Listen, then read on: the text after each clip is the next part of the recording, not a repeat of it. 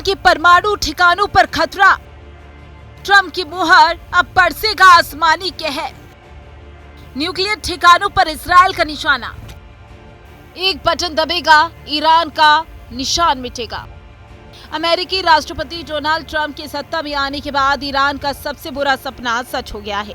Iran के परमाणु ठिकाने पर इजरायल के निशाने पर हैं, और ऐसा इसलिए क्योंकि डोनाल्ड ट्रंप ने इजरायल को ईरानी ठिकानों पर हमला करने की खुली छूट दी थी।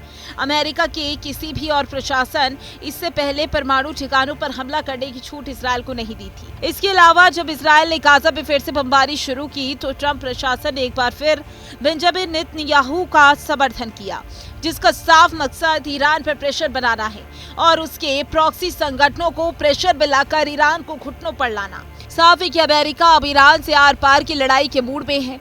हूथियों के ठिकानों पर अमेरिका के हमलों ने डोनाल्ड ट्रंप की उस चेतावनी को सही साबित किया जिसमें उन्होंने कहा था कि ईरान अपने न्यूक्लियर डेवलपमेंट को वापस नहीं लेता है और उसे बंद नहीं करता है।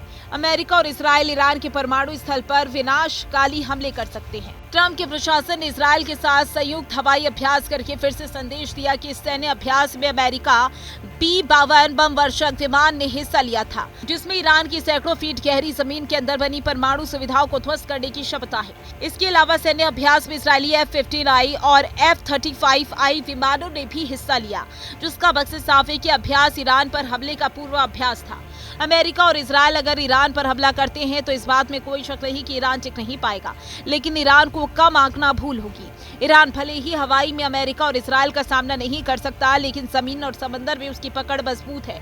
ड्रोन और मिसाइलों के मामले में ईरान ने मजबूत तैयारी की है। अगर वो अमेरिका को नुकसान नहीं पहुंचा पाया तो उसके साथी जैसे सऊदी अरब में अमेरिकी ठिकानों को निशाना बना सकता है।